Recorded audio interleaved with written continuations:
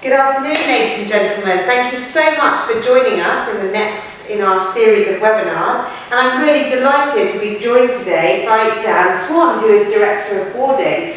And you've come today and we're going to have a little chat about what boarding is like at the Royal Alexandra and Albert School. But before we do that, can we hear a little bit about you, Mr Swan? So you were a head of house? That's right, yes. I was head of Edinburgh House. I joined the school in 2012, September. And I was head of house there until the summer of 2018. Had 6 really good years. Lived there with my family, and it's been an integral part really of their growing up. My son goes here at the moment. He's in year 4, and yeah, having them grow up in the boarding house has been really special for them, and it made family was a very big part of what was running the house. Almost like having lots and lots of an extended family all in that. Absolutely. Well, what is a normal day like for a head of house? Kind of what happens in their day? It can be quite a varied day. You know, I think normally the students will be getting out of bed about 7 o'clock in the morning. They'll be heading to breakfast about 7:45. Then off to school about 8:30, and you're making sure that when they go to school they've got themselves organised, dressed, showered, prepared, etc. for the day ahead. You then see them again at break and at lunch, where you get to catch up, make sure they're having a good day, ask a few sort of pertinent questions. And then they come back after school, they come home, as it were, after school. Yeah. You know, it's really important to welcome them home and ask them how their day was. Sometimes it's the good bits, sometimes it's the less good bits, and you want to just find out, like a parent would, about how their day was. And then it's into the afternoon and evenings. Activities, tea, homework, and then sort of fun activities in the evening. And then bed. And then bed, and then ready to go again the next day. And you're very committed in your role as Director of Boarding to making sure that each of those houses do feel like a home, and Absolutely. They are different, aren't they? Yes, that for me that's very important. We have a level of consistency across the houses, across some of the key parts of boarding, to do with things like routine, timings, and things that keep children safe. But the houses are very much based around sort of philosophy of the head of house, how they want their sort of extended home to feel. And so they are a bit different if you go house to house, but they do still have that consistency across all of them. And then what you talked about there was quite a lot about during the week.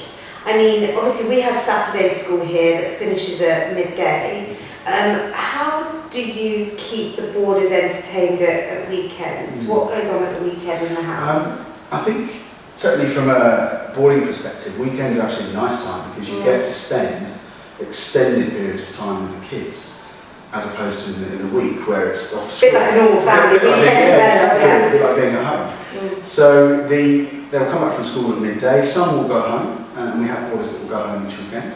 Right. We have some that will go home every other weekend, and others that will stay for the whole half term. There will be a whole host of things on offer. So we have a terrific amount of activities and clubs and trips that will take place at the weekend. You can see all of those on the website, and all of the things like on the Twitter pages that you can follow. They will also go off into town with friends. They will go to Reading or to Reigate. They'll visit friends, which is nice. So some boarders will go and visit day friends. It can be some of the day kids, and they'll go and stay with them perhaps for an evening. Just to have a normal childhood. Yeah, absolutely. They'll go and, with all the permissions, that they'll go and stay over at their house and do the things that are normal. And we really want them to do that. You know, we have boarders that will go out on Sunday morning to local sports clubs and play, you know, with people outside of sort of the gap in the bubble, which is really nice. Absolutely. I spoke to a boarder recently, one of our Year 9 boarders, and she described boarding as like flying without a plane, because she recognised there's a real diversity in our boarding houses. So would you say that although some children do go home at weekends and some go elsewhere, it's not quiet in the house on weekends, is it? No, I would say on any given weekend there would be about 40% of the house still there. So you would say 25 boarders in the house, 30 boarders. So it's still very busy. Yes. A lot of schools will find that that there will be a lot less than that in the boarding. Yes. But I think what it allows us to do at the weekends is some real meaningful activity. Yes. Giving them a bit of attention. Absolutely. Yeah. Giving them some attention and doing things outside of the school day that you would hope replicate a bit of normal family life. Now, a big thing that the boarding team are working on at the moment is the fact that we are moving to vertical houses in September 2020. You've very much been at the forefront of wanting vertical houses. Why is vertical houses such a good model in boarding? What it gives is a real continuity of care. So a child will join your house in year 7 and they will be in that house all the way through their schooling year. And it allows them to really develop relationships both with the boys or girls around them, but also with the staff, the head of house, the matron, the sort of relationships that are so pivotal in enhancing and developing those sort of pastoral skills that we want. And where they currently change house, perhaps at year 9, we won't have that. And I think that continuation will give a much more personalised care. Now, you obviously still have the junior boarding separate, so the year 3 to 6 pupils are separate, and then we would have houses that have years 7 to 11 or 7 to 13, and then we would keep the house we're at the moment, which is the sixth form only boarding house. How do you make sure, I'm thinking with a kind of parent hat on here, how do you make sure that the year 7 in boarding, if they're in a house where they've got 17 and 18-year-olds in the house, that's a very different kind of child, a very different stage of growth. And how is the house supporting those different groups? So one of the things that we do is we have this sort of idea of mentoring, like a big sister, big brother type role. So the older children looking out for mentoring, what I call unofficially mentoring them. So they are checking in with them, making sure they're okay. And then doing lots of activities as a house. And those activities are divided up so that the teams, as it were, are of all ages. So you're not just doing things with the oldest, the youngest, the ones in the middle. So you're getting that interaction between all the different age groups. And I think it creates, for me, a more normal family structure where you've got older and younger siblings and not everybody of about the same age. And it allows children to experience interacting with older children and young children and seeing how behaviours are for both and understanding more about both. Whereas at the moment we have a lot of children of about the same age altogether. Absolutely. Now, the way we work in the school is obviously I lead the academic side of the school and you work on the boarding side, but I teach in a boarding house. I do my clinics, I do 2 clinics a week, one in the girls' house and one in the boys' house, and also I go around the houses as well in the evening and have a look at prep. And something that always strikes me is that I really feel that when I go into a house, the children very much feel like they're welcoming me into what is their house, and I always feel that they're quite proud of this as their house, and that really kind of comes across that sense of pride. And how do you foster that sense of this is my house and this is what I'm so proud of? How do you foster that for children? Yeah, from when I think back to when I was head of house, that to me was so important because you give them that sense of belonging through allowing them into the decision making of the house, allowing them into understanding why things are the way they are. So rather than just say, well, we're doing this because. You explain stuff and you get their input into things, and they really feel like it is their house. And I always say that when students leave here, my aim is that they look back at their time here and go, I was at Edinburgh House first, and then I went to Royal House School. Because that to me is what it's about. That's that community. And that's flexi boarders as well as boarders. Absolutely, because our flexis will really buy into that. A lot of flexis will stay. They will stay till quite late into the evening, so they will be incorporated in all the things that develop that sort of ownership and that belonging to the house. And then there's a bit of inter-house rivalry through the inter-house sports and competitions and music I go to every year. How does that kind of work? How do you recognise that? I'd like to say it was a good friendly competition with a sort of hint of fighting competitiveness, absolutely. And what it allows children to be part of something that is for their house, but it also gives them and teaches them about competition, because they need to understand a bit about competition, and some of them don't get those opportunities perhaps in the day school. They might not get into the rugby team or the netball team or the choir or whatever it is they want to do. So those activities, and they're very regular, very, as I say, very competitive. What they allow are those children to represent the house, and they love it, particularly if it means they can put on the house kit. You know, they can see that they belong to the house because they're wearing house football shirts or whatever it happens to be. And it's more competitive. I see more competitive children and more upset children or excited children in the outcome than I do when they compete for the school. Absolutely, and that's the thing. When I go into the houses, all around the house there's a picture of, you know, the rugby team that's played for the house, the football team that's played for the house, and that's very much how I feel that the ethos really comes through when you're just walking around the houses.